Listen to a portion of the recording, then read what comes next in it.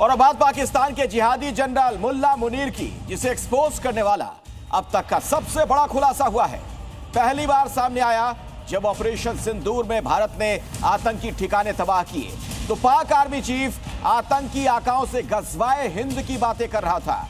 मुनीर को लग रहा था कि ऐसा चमत्कार होगा जिससे गज़वाए हिंद का सपना सच हो जाएगा। तो आखिर ऑपरेशन सिंदूर के बीच कहां से आया गज़वाए हिंद का यह प्लान? पूरी डिटेल इस रिपोर्ट में आप देखिए।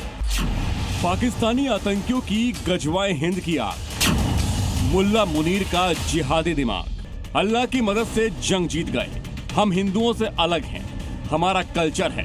इस तरह के बयानों से दुनिया जानती है कि मुल्ला मुनीर आर्मी जनरल की तरह नहीं, एक कट्टरपंथी की तरह ऑपरेट करता है। मसूद अजहर और हाफिज सईद जैसे आतंकी सरगना से भी खतरनाक सोच रखता है। मुनीर की शरण में ही फल फूल एक आतंकी कमांडर ने उसकी जिहादी सोच को बेनकाब कर दिया।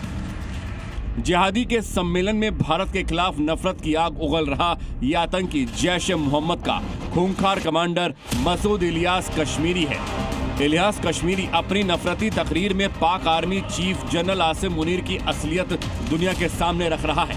ऑपरेशन सिंदूर में जब भारतीय सेना ने बहावलपुर में जैश का हेडक्वार्टर तबाह कर दिया था, जैश सरगना मसूद अजहर के करीबी और कई रिश्तेदार मारे गए थे, तो घबराया हुआ मुनीर अपने आतंकी आकाओं के बीच पहुंचा और अपनी नाकामी पर पर्दा डालने के लिए गज़वाए हिंद का नारा देने लगा। हिंद है।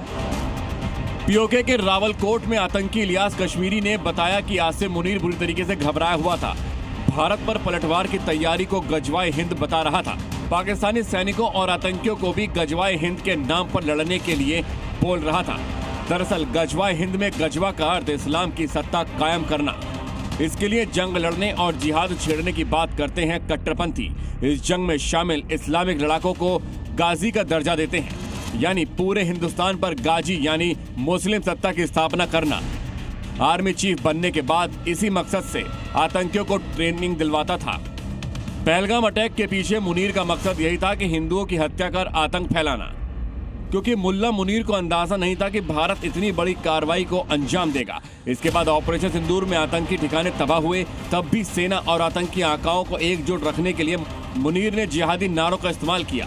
लेकिन ड्रोन और मिसाइल हमलों का जवाब में भारतीय सेना ने 11 पाकिस्तानी एयरबेस ध्वस्त किए, तो आसिम मुनीर को अपनी हैसियत समझ में आ गई। भारत से सीज फायर की भीख मांगने लगा।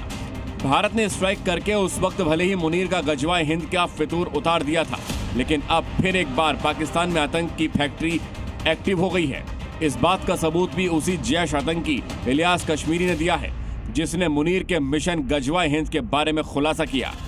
इलियास खुद अपनी इस आतंकी तकरीर में बता रहा है कि पाकिस्तानी सेना की कमर टूट चुकी है, अब वो साथ खड़ी हो या अलग रहे, सत्ता का समर्थन मिले या ना मिले, जिहाद ही हमारी पहचान है।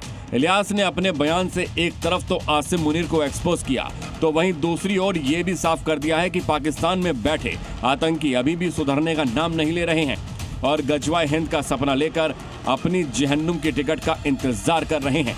ब्यूरो रिपोर्ट, जी मीडिया।